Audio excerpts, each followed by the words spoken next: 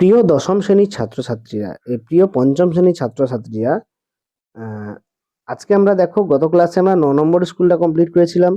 আজকে আমরা 10 নম্বর স্কুলটা কমপ্লিট করব। তো 9 নম্বর স্কুল যারা যারা দেখোনি, এই ভিডিওর প্লে লিস্টে চলে যাও, সেখানে ক্লাস 5 বা পঞ্চম শ্রেণী সার্চ করলে তোমরা পেয়ে যাবে। তো 10-এর দাগে দেখো 7টা এমসিকিউ। 10 নম্বর স্কুলে প্রথমে 7টা এমসিকিউ প্রশ্ন দিয়েছে, সেগুলো আমরা করব। একটি লুপ্তপ্রায় মাছের নাম হচ্ছে সরপুঁটি। দেশের মানুষকে হাতে কলমে শিক্ষার কথা বলেছিলেন স্বামী বিবেকানন্দ। স্বামী বিবেকানন্দ দেশের মানুষকে শিক্ষার কথা, হাতে কলমে শিক্ষার কথা বলেছিলেন। তারপর বলছে সুন্দরবন অঞ্চলে পশ্চিমবঙ্গে দ্বীপের সংখ্যা হচ্ছে 100টি। আজাইন্দ ফৌজ গঠন করেন নেতাজি সুভাষচন্দ্র বসু। গরুমারা ও জলদাপাড়া অভয়ারণ্য বিখ্যাত যে প্রাণীটা, তার নাম হচ্ছে একশৃঙ্গ গন্ডার। পশ্চিমবঙ্গের সবচেয়ে উঁচু পর্বত শৃঙ্গের নাম হচ্ছে সান্দাকফু। রেশম কীট পালনের জন্য যে গাছের চাষ করা হয় সেটা হচ্ছে তুঁত গাছ। রেশম কীটের জন্য তুঁত গাছের চাষ করা হয়। এরপরে দেখো 10 নম্বর স্কুলের পরের পার্টটা, এই যে 214 পেজে ড্যাশ পূরণ দিয়েছে। উত্তরাখণ্ডের ড্যাশ গুহা থেকে গঙ্গার উৎপত্তি। উত্তর হবে গোমুখ গুহা থেকে। বাঁশের কেল্লা কে বানিয়েছিলেন? তিতুমির। তোমরা দেখতে পাচ্ছ উত্তরগুলো। আবুল কালাম আজাদ ছিলেন স্বাধীন ভারতের ড্যাশ প্রথম শিক্ষামন্ত্রী। একটি রাসায়নিক সার ব্যবহারের ফলে জমির ড্যাশ কমে যায়, উর্বরতা কমে যায়, বা জমির কোয়ালিটিটা কমে যায়, উর্বরতা। তারপরে দেখো দীঘা হচ্ছে এখানে কাজু বাদামের জন্য বিখ্যাত। দীঘা বেশি বেশি করে কাজু বাদাম পাওয়া যায়। চিত্তরঞ্জনে কি আছে? রেল ইঞ্জিন তৈরি কারখানা। আরামবাগে কি আছে? আরামবাগ হচ্ছে দ্বারকেশ্বর নদীর তীরে অবস্থিত আরামবাগ।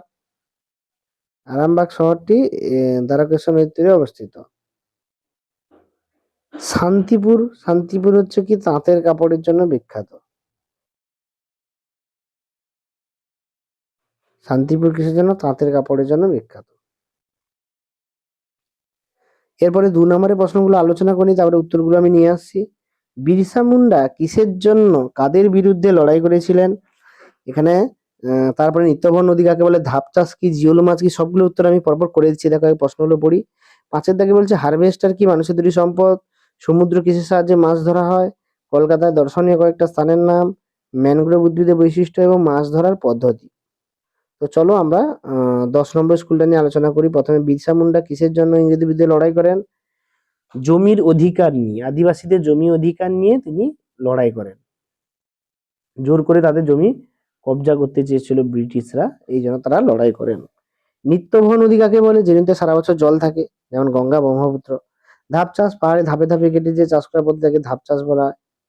এতে জল সহজেই পাওয়া যায় এবং মাটি রেখে চাষ করা হয়। তারপরে জিওল মাছ কাকে বলে? যে মাছ কম জল বা কাজে বেঁচে থাকতে পারে তাকে জিওল মাছ বলে, যেমন এদের বিশেষ শ্বাসনালী থাকে না, উদাহরণ শিং ও মাগুর মাছ। হারভেস্টার কি? মানুষের দুটি সম্পদের নাম।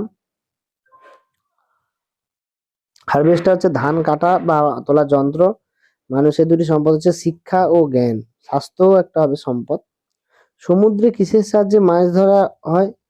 বড় নৌকো বা জালির সাহায্যে মাছ ধরা হয়। ট্রলারে বেশি করে ট্রলার বেশি ব্যবহার করা হয়। কলকাতায় কয়েকটি দর্শনীয় স্থানের নাম, এটা কিন্তু পরীক্ষায় দেয়। কলকাতায় কয়েকটি সেরা সেরা শহর আছে, এটা বলবে। দর্শনীয় স্থান আছে, ভারতীয় জাদুঘর আছে, এছাড়া ব্রিটিশ মিউজিয়াম আছে, অনেকগুলো জায়গা আছে। ভিক্টোরিয়া মেমোরিয়াল হল আছে। ম্যানগ্রোভ জাতীয় উদ্ভিদের বৈশিষ্ট্য, এদের শ্বাসমূল ও ঠেসমূল দুটোই দেখা যায়। শ্বাসমূল থাকে যা বাতাস থেকে অক্সিজেন গ্রহণ করে এবং কাদামাটি সহজে বেঁচে থাকতে পারে। মাছ ধরার পদ্ধতি হচ্ছে কিসের? ফাঁদির সাহায্যে, বড়শির সাহায্যে। তো বিভিন্ন রকম পদ্ধতি আছে মাছ ধরার জন্য। তো এই হচ্ছে আমাদের সম্পূর্ণ উত্তর 10 নম্বর স্কুলে। তো তোমাদের কারো যদি বুঝতে সমস্যা হয় কমেন্টে লেখো, এবং যাদের যাদের ভালো লাগছে অবশ্যই বন্ধুদেরকে শেয়ার করো। দেখা হচ্ছে পরের ভিডিওতে, পরের প্রশ্নপত্র নিয়ে আলোচনা করা হবে।